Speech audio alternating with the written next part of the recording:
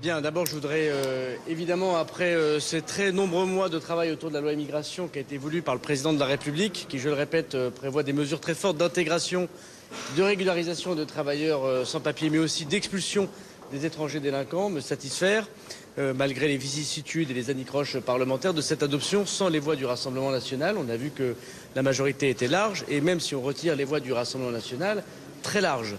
Et donc je pense que c'est vraiment important de voir que la majorité parlementaire, mais aussi les alliés politiques qu'il y a eu dans ce combat, et notamment après la motion de rejet, je pense au Sénat, et je voudrais saluer son sens des responsabilités, mais aussi les partenaires des Républicains, certains des partenaires aussi du groupe Lyot, ont montré que la majorité a été unie et a pu adopter des mesures extrêmement fortes sur un texte qui certes n'est pas parfait, puisqu'il est le fruit d'un accord, mais je voudrais remarquer que c'est un texte très difficile qui a été doté 149.3, grâce à l'acharnement, je crois, des nombreux ministres, et Olivier Dussopt a travaillé auprès de moi, de Franck Riester et de la Première ministre. Est-ce que l'échec de la semaine dernière est transformé ce soir en victoire pour le gouvernement? Moi, je ne suis pas un commentateur de la vie politique. Je suis un acteur. Voilà, il y a des moments où il y a des difficultés. Chacun sait que quand on fait de la politique et lorsqu'on a envie de changer les choses pour les Français, on a envie, bien évidemment, de réussir. Parfois, il y a des difficultés. C'était le cas la semaine dernière. Moi, je l'ai dit sans aucun problème et avec beaucoup d'humilité. Mais aujourd'hui, on peut se satisfaire que c'est un texte voté très clairement, avec des dispositions extrêmement fortes, qui reprend les 27 articles moins 1 du projet de loi que j'ai présenté voilà un an. Il n'y a pas d'aide médicale d'État qui est supprimée, il n'y a pas les fins d'hébergement d'urgence pour les travailleurs irréguliers, et il y a au contraire des mesures de régularisation, la fin des mineurs dans les centres de rétention administrative, une grosse simplification administrative pour les recours des étrangers, une grosse réforme de l'asile, sans doute la plus importante dans notre pays depuis que l'asile existe, et puis bien sûr des mesures de fermeté contre les délinquants étrangers. Voilà, nous avons toujours dit que nous voulions pas d'AME dans ce texte, des mesures de régularisation, de la fermeté contre les étrangers délinquants. On n'a pas d'AME, on a des mesures contre les étrangers délinquants et on a des mesures de régularisation. C'est la fin du en même temps. L'AME est annoncée l'année prochaine. Pardon ? L'AME est annoncée l'année prochaine. Écoutez, chaque jour suffit sa peine. La Première ministre a annoncé qu'il y aurait des modifications de l'aide médicale d'État, qu'elle portera, ainsi que le ministre de la Santé, j'imagine.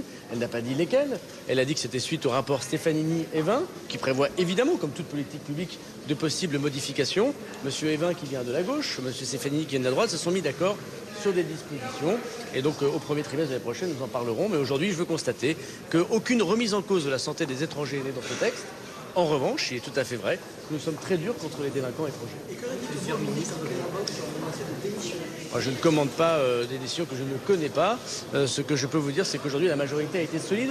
Et moi, je suis très fier d'être dans un gouvernement avec un président qui a tenu, qui n'a pas godillé, qui a regardé l'intérêt général des Français avant tout, malgré les pressions, qui a su, sans le Rassemblement national, bâtir une majorité, alors que nous savons que nous sommes en majorité relative, travailler avec le Sénat, parfois dans la difficulté, mais en étant ouvert, 149.3. Je veux dire, c'est un texte très difficile, adopter désormais 149.3. Il l'avait dit avant la fin de l'année. Voilà, la mission est remplie, c'est avant la fin de l'année. Et je constate que la majorité, dans sa très grande considération au Sénat, où le groupe de M. Patriat a voté pour, et ici, à l'Assemblée nationale, a voté pour ce texte. Est-ce qu'il restera une aile gauche la Renaissance demain? Mais je ne sais pas ce que ça veut dire. Moi, je suis dans une circonscription, dans une ville de gauche. Je suis issu d'une famille extrêmement populaire et j'ai une sensibilité sociale extrêmement forte. Mais il me semble que la gauche qui se rapproche du peuple, c'est la protection. La protection sociale, la protection économique, et j'ai eu l'occasion de m'exprimer sur le fait qu'il fallait bien sûr davantage être à l'écoute du modèle social français, dans une droite gaulliste sociale que moi je défends bien évidemment, et ne pas faire trop pour le capital. Mais aujourd'hui, le peuple veut surtout des mesures de fermeté.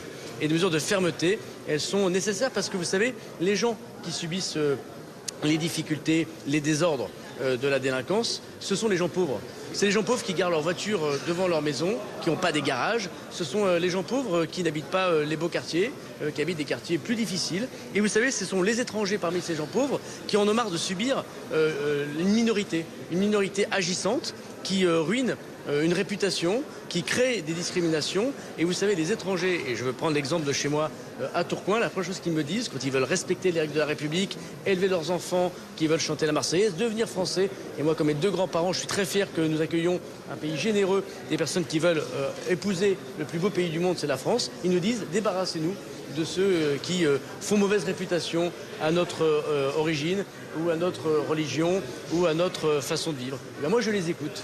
Et c'est pas en se bouchant le nez dans le centre de Paris qu'on arrive à régler le problème des Français dans la France. C'est en étant proche du terrain comme nous le faisons avec le président de la République. Moi, je respecte profondément Sacha Houlié. C'est un bon président de la commission des lois. Il nous a beaucoup aidés et je constate qu'il a des convictions. Je les respecte. Il est minoritaire dans ce vote, mais moi, je n'ai que des amis dans la majorité parlementaire. Est-ce que c'est une habitude dans le quinquennat? De Pardon Marine Le Pen. Qu'est-ce que vous dites aux électeurs, aux électrices de Marine Le Pen? On a besoin de voter pour elle, on fait le travail. Les électeurs de Madame Le Pen sont nombreux et on voit bien qu'elle les trompe. Elle les trompe, elle refuse le débat. Elle les trompe parce qu'elle a voté les mesures de régularisation. Et elle les trompe parce que Mme Le Pen, finalement, n'est qu'une petite politicienne, celle qui fait que des coups. Aujourd'hui, on lui a donné une leçon, celle de la responsabilité. Je vous remercie. Merci beaucoup.